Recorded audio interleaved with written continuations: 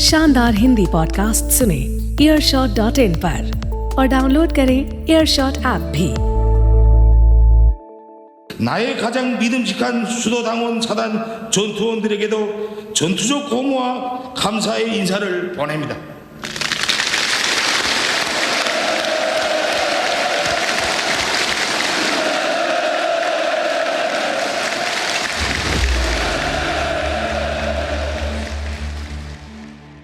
ईयरशॉट पर आप सुन रहे हैं तानाशाह और किम जोंग उन के पिछले एपिसोड में आपने सुना कि नॉर्थ कोरिया की इस किम फैमिली की मिस्ट्री का जाल क्या है, कैसे किम जोंग उन ने सुप्रीम लीडर की कुर्सी हासिल की। इस एपिसोड में सुनेंगे किम जोंग के बारे में वो कहानियां जिनकी सच्चाई के बारे में सिर्फ वही बता सकता है जो इन कहानियों का पात्र है। मैं हूं सौरभ भ्रमर आपके साथ। आप सुन रहे हैं तानाशाह सिर्फ ईयरशॉट पर। किम जोंग उनका ये है एपिसोड 2। एपिसोड की शुरुआत करते हैं उन दावों से जो किम जोंग उनकी बायोग्राफी लिखने वाली न्यूजीलैंड की पत्रकार एना फाइफील्ड ने अपनी किताब the great successor the divinely perfect destiny of brilliant comrade Kim Jong Un में किए हैं। I don't want him to be seen as a joke. Like, the thesis of the book is that he is not a joke. He is a real threat to the outside world and to his own people every day. But I also wanted to kind of tap into this sense of ridiculous about him and the myth that they force down people's throats. एना फाइफील्ड दर्जनों बार north Korea जा चुकी हैं। एना की किताब के बारे में daily mail ने लिखा है कि किताब में दावा किया गया है कि उनका निशाना इतना पक्का है कि वह सिर्फ 3 साल की उम्र में 100 गज की दूरी पर लटके बल्बों पर बंदूक से निशाना लगा लेता था। इतना ही नहीं, वह एक टारगेट को 10 सेकंड में 10 बार निशाना बना सकता था। इस किताब में और भी दावे किए गए हैं कि किम जोंग उन ने सिर्फ 6 साल की उम्र में जंगली घोड़े पर सवारी की थी और 8 साल की उम्र में 80 मील प्रति घंटे की रफ्तार से ट्रक दौड़ाया था।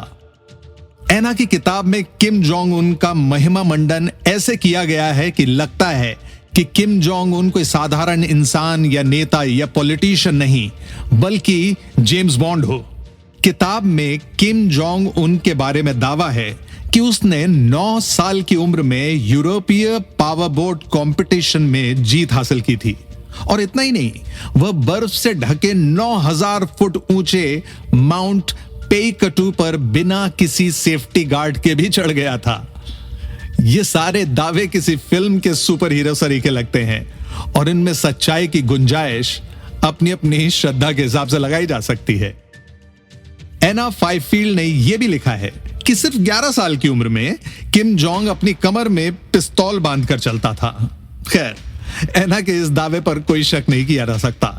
नॉर्थ कोरिया जैसे डिक्टेटरशिप यानी तानाशाही वाले देश का युवराज किसी भी उम्र में पिस्तौल चला सकता है। रखना तो बहुत छोटी सी बात है। हथियारों के शौकीन किम जोंग उन को कहते हैं विदेशी शराब और सिगरेट का भी अच्छा खासा शौक है।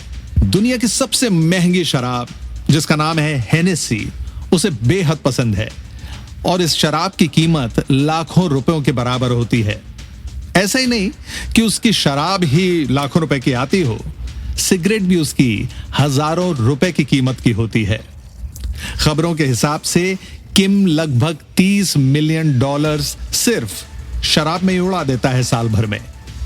यह उस देश की बात है जहां गरीबी अपने क्लाइमैक्स पर है, जिसकी गरीबी के बारे में खबरें छपी हैं कि यहां फैली भूखमरी की वजह से कुछ लोग अपने ही बच्चों को मार के खा गए।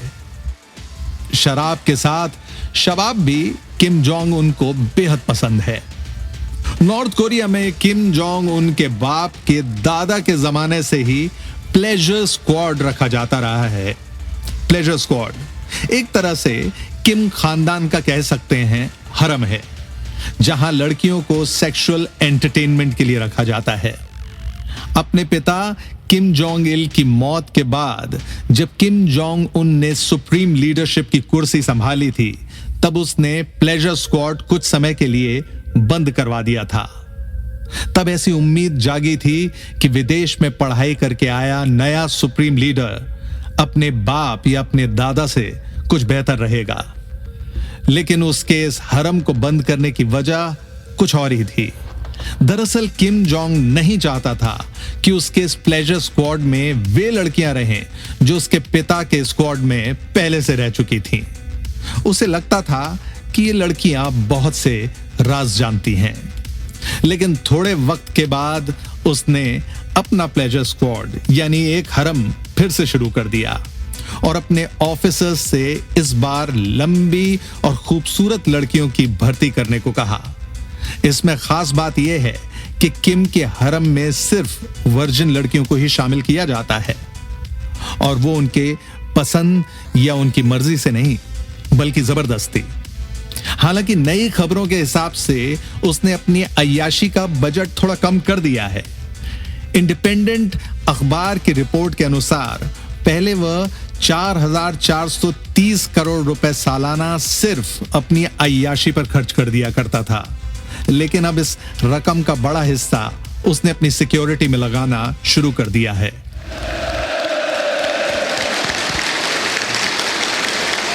자기들이 피해복구 건설 임무를 완수하고도 사랑하는 집이 있는 평양행을 택하지 않고 스스로들 또 다른 피해복구 지역으로 발걸음들을 옮긴 애국자들। किम जोंग उनके शौक के बारे में जानने के बाद अब थोड़ा आप उसकी सनक के बारे में भी जान लें तो पूरी दुनिया की सेहत के लिए अच्छा होगा। 2011 में जब नॉर्थ कोरिया का वह सुप्रीम लीडर बना था, उस वक्त उसकी उम्र 27 से लगभग 29 साल के बीच रही होगी। यह उम्र और अनुभव एक देश को संभालने के लिए काफी नहीं था। ऐसे में किम जोंग उन को राजनीतिक दांव पेच सिखाने वाले उसके अंकल यानी उसकी बुआ के हस्बैंड, उसके फूफा जेंग सेंग थाइक को एक तरह से उसके गार्डियन के रूप में देखा जा रहा था। लेकिन 2013 आते आते उसे लगने लगा था कि उसके फूफा का कद उससे बड़ा होता जा रहा है। तानाशाह के लिए किसी का भी बढ़ता रुतबा देखना उनकी बर्दाश्त के बाहर होता है। ऐसे में किम ने अपने ही फूफा जेंग सेंग थाइक को बेरहमी से 120 भूखे शिकारी कुत्तों के सामने डलवा दिया। कुत्तों ने किम के अंकल को नोच नोच के मार डाला। जब उसकी बुआ क्योंग ने अपनी पति की मौत पर सवाल खड़ा किया तो किम जोंग उन को यह भी बर्दाश्त नहीं हुआ। उसने अपनी बुआ को भी मारने का फरमान सुना दिया। किम ने अपनी बुआ को जहर देकर मौत के घाट उतार दिया, लेकिन मौत की वजह हार्ट अटैक बताई गई।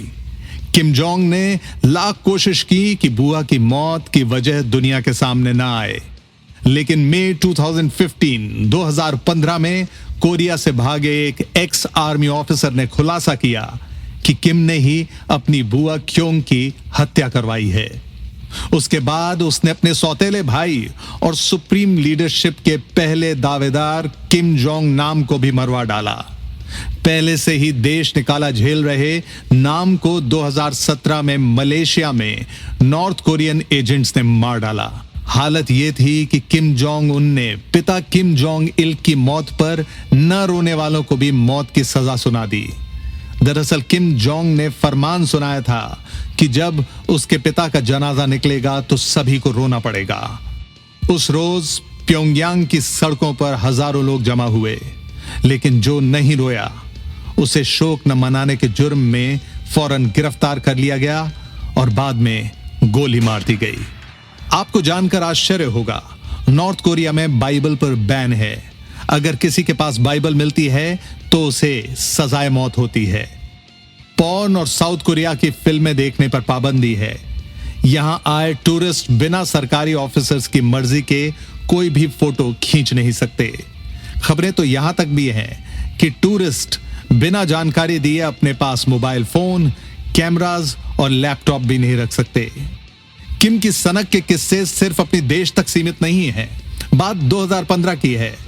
उसके पड़ोसी दक्षिण कोरिया ने बॉर्डर पर लाउडस्पीकर लगाकर अपना प्रोपेगेंडा बजाना शुरू कर दिया था। इस बात से किम इतना बौखला गया कि उसने आर्मी और तोपों को बॉर्डर की तरफ रवाना करते हुए अल्टीमेटम दे दिया कि अगर लाउडस्पीकर बंद नहीं किए गए तो युद्ध छेड़ दिया जाएगा। बाद में यूनाइटेड नेशंस को बीच बचाव के लिए आना पड़ा और किसी तरह एक बहुत बड़ा युद्ध टल गया। बीच बीच में किम जोंग उन अपने पिता की तरह गायब भी होता रहता है, जिससे कि कई बार बाहरी मीडिया उसके मरने की अटकलें लगाता रहता है। 2014 में वह 40 दिन के लिए गायब रहा था। बाद में जैसे गायब हुआ वैसे ही अचानक वो वापस भी आ गया। साल 2020 में भी वह 20 दिन के लिए गायब हुआ था और जब तक वह वापस आता तब तक उसकी मौत की अफवाह, तख्ता पलट जैसी खबरें पूरी दुनिया में फैल चुकी थी। मीडिया में तो यहां तक खबरें फैल गई थीं कि उसकी बहन अब अगली सुप्रीम लीडर बनने वाली है। Kim Yo-jong has climbed the leadership ranks and is now one of the closest advisors to the leader, which would put her in contention to take the reins. पूरी दुनिया में तबाही मचाने वाले कोविड-19 पैंडेमिक के दौरान नॉर्थ कोरिया से एक भी कोरोना केस का मामला सामने नहीं आया। रूमर्स ये हैं कि किम जोंग उन ने कोरोना मरीजों को देखते ही गोली मारने के आदेश दे दिए थे। तानाशाह किम जोंग उन का एपिसोड अभी खत्म नहीं हुआ है, क्योंकि जब तक वह जिंदा है तब तक एक तानाशाह जिंदा है। अभी दुनिया को उसके और भी सन की कारनामे देखने हैं। हम सिर्फ उम्मीद ही कर सकते हैं कि अपनी सनक में किम जोंग उन जैसा तानाशाह ऐसा कोई कदम नहीं उठाएगा जिससे पूरी दुनिया पर खतरा आ जाए। मैं हूं सौरभ भ्रमर आपके साथ ईयर शॉट पर और आप सुन रहे हैं तानाशाह। शानदार हिंदी पॉडकास्ट सुने earshot.in पर और डाउनलोड करें एयरशॉट ऐप भी। Earshot, here and now.